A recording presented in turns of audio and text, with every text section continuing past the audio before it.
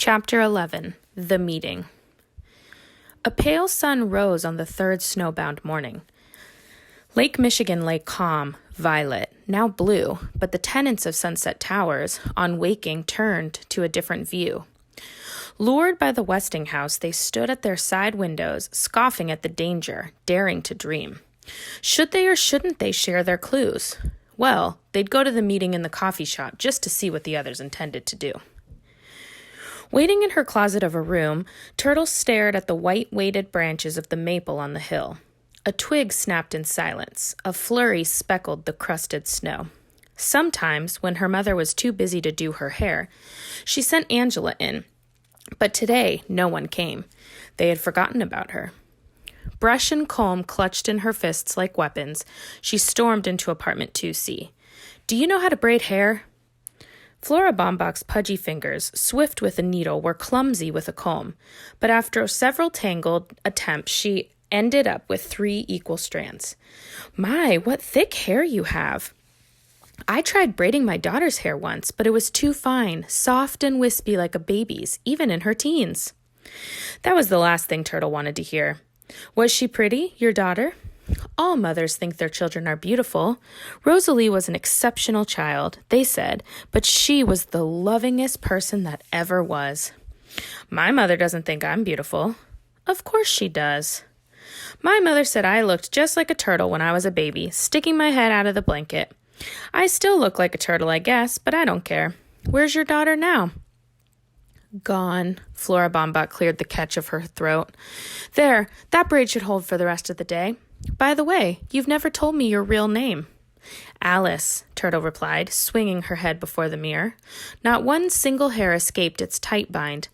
Mrs. Baumbach would make a good braider if only she'd stop yakking about her exceptional child. "Rosalie, what a dumb name. You'd better get to the meeting now. Remember, don't say a word to anyone about anything. Just listen." "All right, Alice, I promise." Theo wheeled his brother into the elevator and read the new message on the wall. $25 reward for the return of a gold railroad watch inscribed, "To Ezra Ford, in appreciation of 30 years service to the Milwaukee Railroad. J.J. Ford, apartment 4D. Fod, Chris said. "That's right, Judge Ford. Must be her father's watch. Probably lost it. I don't think it could have been stolen by anyone at the party last night." Chris smiled. His brother had not understood him. Good. This might be an important discovery. Judge Ford's name was the same as her apartment number, Ford 4D. Theo led the waiting tenants through the kitchen where Mr. and Mrs. Theodorkus handed out cups of tea and coffee. "Sorry, we've run out of cream and lemons. Please help yourself to some homemade pastries." Walking into a coffee shop was like entering a cave. A wall of snow pressed against the plate glass window, sealing the door that once opened to the parking lot. "I've got a car buried out there," Grace Wexler said, slipping into a booth opposite her partner. "Hope I find it before the snowplows do." "If they ever get here," Mr. Hu replied. "Good thing this meeting wasn't held in my restaurant. I'd go broke passing out fresh tea if you call this tea." He held up a tea bag with contempt, then groaned on seeing his sweat-suited son jog in with a sweet roll between his teeth and vault over his head onto a stool.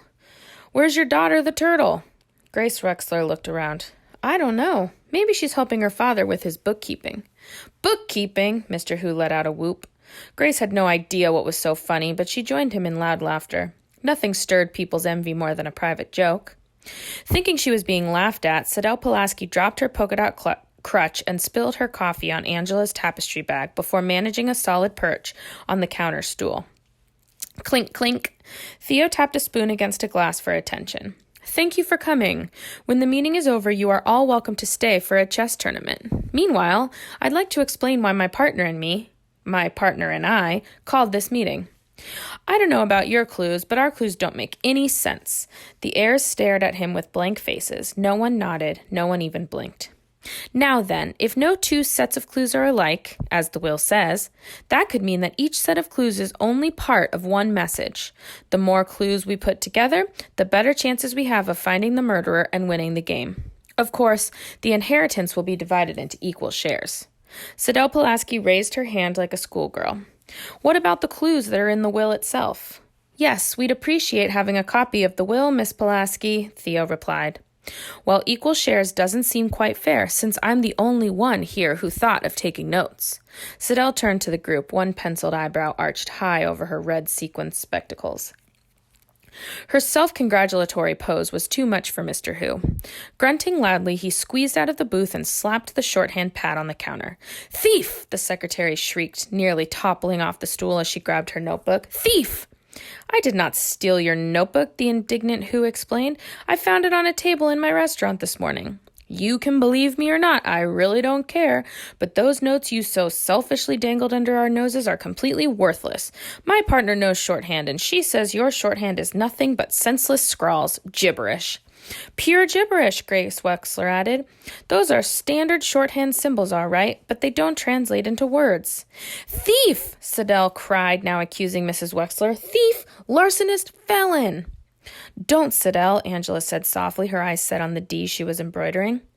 You wouldn't understand, Angela. You don't know what it's like to be... Her voice broke. She paused, then lashed out at her enemies, all of them. Who cares a fig about Siddell Pulaski? Nobody, that's who. I'm no fool. You know. I knew I couldn't trust any of you. You can't read my shorthand because I wrote it in Polish. Polish? When the meeting was again called to order, Mr. Who suggested they offer Miss Pulaski a slightly larger share of the inheritance in exchange for a transcript of the will, in English. However, I repeat, neither my partner nor I stole the notes, and if anyone here suspects us of murder, forget it. We don't have airtight alibis. Doug choked on his sweet roll. If it got around to alibis, they'd find out where he was the night of the murder, on the Westinghouse lawn. Mr. Who went on, and to prove our innocence, my partner and I agreed to share our clues. 1 minute, Mr. Who. Judge Ford stood. It was time for her to speak before matters got out of hand. Let me remind you all of you, that a person is innocent until proven guilty. We are free to choose whether or not to share our clues, without any implication of guilt. I suggest we postpone any decision until we have given the matter careful thought, until the time all the heirs can attend. However, since we are assembled, I have a question to ask of the group. Perhaps others do too. They all did. Wary of giving away game plans, the heirs decided the questions would be written out, but no names were to be signed. Doug collected the scraps of paper and handed them to Theo. Is anyone here a twin? He read. No one answered. What is Turtle's real name? Doug Who was planning another nasty sign. Tabitha Roof, replied Miss Wexler with a bewildered look at Flora Baumbach, who said Alice. Well, which is it? Tabitha Ruth Wexler. I should know. I'm her mother. Doug changed his mind about the sign. He couldn't spell Tabitha Roof. Theo unfolded the next question. How many here have actually met Sam Westing? Grace Wexler raised her hand, lowered it, raised it halfway, then lowered it again, torn between her claim as Sam Westing's relative and being accused of murder. Mr. Who, an honest man, held up his hand and kept it up. His was the only one. Judge Ford did not think it necessary to respond to her own question. Theo recognized the sprawling handwriting of the next question. Who got kicked last week? Chris did not receive an answer. The meeting was adjourned due to panic. Chapter 12. The First Bomb. It was so sudden. The ear-splitting bangs, the screams, the confusion. Theo and Doug ran into the kitchen. Mrs. Theodorus ran out. Her hair, her face, her apron were splattered with dark, dripping red. Blood! Siddell Pulaski cried, clutching her heart. Don't just sit there, Catherine Theodorus shouted. Somebody call the fire department. Angela hurried to the payphone on the wall and stood there trembling, not knowing whether to call or not. They were snowbound. The fire engines could not reach Sunset Towers. Theo leaned through the kitchen doorway. Everything's okay. There's no fire. Chris, honey, it's all right, Mrs. Theodorus said, kneeling before the wheelchair. It's all right, Chris. Look, it's just tomato sauce. Tomato sauce? Mrs. Theodorus was covered with tomato sauce, not blood. The curious heirs now piled into the kitchen, except for Siddell Pulaski, who slumped to the counter. She could have had a heart attack. No one would notice. Mr. Who surveyed the scene, trying to conceal his delight. What a mess, he said. That rows of cans must have exploded from the heat of the stove. The entire kitchen was splattered with tomato sauce and soaked in foam from the fire extinguishers. What a mess! George Theodorus regarded him with suspicion. It was a bomb. Catherine Theodorcus thought so too. There was hissing, then bang, bang, sparks flying all over the kitchen, red sparks, purple sparks. Cans of tomato sauce exploded, Doug Hughes said, defending his father. The others agreed. Mrs. Theodorcus was understandably hysterical. A bomb? Ridiculous. Sam Westing certainly did not appear to have been killed by a bomb. Judge Ford suggested that the accident be reported to the police immediately in order to collect on the insurance. You might as well redecorate the entire kitchen, Grace Wexler Decorator proposed. It should be functional yet attractive, with lots of copper pots hanging from the ceiling. I don't think there's any real damage, Catherine Theodorcus replied, but we'll have to close for a few days to clean up. Mr. Hughes smiled. Angela offered to help. Angela, dear, you have a fitting this afternoon, Grace reminded her, and we have so much to do for the wedding shower on Saturday. In thumped Sidel Pulaski. I'm fine now, just a bit woozy. Goodness, what a nasty turn. Having recovered from the nasty turn, Sidel Pulaski settled down to transcribing her shorthand to Polish, then from Polish to English. Startled by loud banging on her apartment door, she struck the wrong typewriter key. Open up. Recognizing the voice, Angela unbolted the door to a furious Turtle. All right, Turtle, where is it? What? The newspaper you took from my desk. Angela carefully dug through the embroidery, personal items, and other paraphernalia in her tapestry bag and pulled out the newspaper folded to the Westing obituary. I'm sorry, Turtle. I would have asked for it, but you weren't around. You don't also happen to have my Mickey Mouse clock in there, too, do you? Turtle softened on seeing her sister's hurt inspection. I'm only kidding. You left your engagement ring on the sink again. Better go get it before somebody steals that, too. Oh, I wouldn't worry about anyone stealing Angela's ring, Sidel Pulaski remarked. No mother would stoop that low.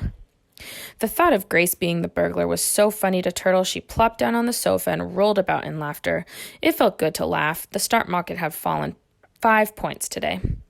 Angela, please tell your sister to get her dirty shoes off my couch. Tell her to sit up and act like a lady. Turtle rose with a tongue click very much like her mother's, but she was not about to leave without striking back. Arms folded, she leaned against the wall and let them have it. Mom thinks Angela was the one who stole the shorthand notebook. That got them. Look at those open mouths. Because Mom asked to see it and Angela does everything she says. Anyone could have stolen my notebook. I didn't double lock my door that day. If Sidel couldn't trust her own partner, she was alone, all alone. Did Mom really say that? Angela asked. No, but I know how she thinks. I know what everybody thinks. Grown-ups are so obvious. Ridiculous, scoffed Sidel. For instance, I happen to know that Angela doesn't want to marry that sappy intern. Ridiculous. You're just jealous of your sister. Maybe, Turtle had to admit, but I am what I am. I don't need a crutch to get attention. Oh, she had gone too far. Turtle didn't mean it that way, Sidel, Angela said quickly. She used the word crutch as a symbol. She meant, the people are so afraid of revealing their true selves. They have to hide behind some sort of prop. Oh, really, Sidel replied. Then Turtle's crutch is her big mouth. No, Angela thought, hurrying her sister out the door and back to their apartment. Turtle's crutch is her braid. The newspaper man called again to say he had found some photographs taken at Westingtown parties 20 years ago. One of those names appears in a caption as Violet Westing's escort, George Theodorcus. Go on, the judge said. That's all. He promised to send her the clippings in the Westing file as soon as she was shoveled out. The judge now knew of 4 heirs with Westing connections: James Hu, the inventor, Theo's father, her partner, Sandy McSuthers, who had been fired from the Westing paper mill, and herself. But she had to learn more, much more, about each one of the heirs if she hoped to protect the victim of Sam Westing's revenge. She would have to hire a detective, a very private detective, who had not been associated with her in her practice or in the courts. J.J. Ford flipped through the yellow pages to investigators, private. Good grief, her finger stopped near the top of the list. Was it a coincidence or dumb luck? Or was she playing right into Sam Westing's hand? No choice but to chance it. The judge dialed the number and tapped her foot impatiently, waiting for an answer. Hello? If you're looking for a snowbound private investigator, you've got the right number. Yes, she had the right number. It may be a trick, but it was no coincidence. The voices were one and the same.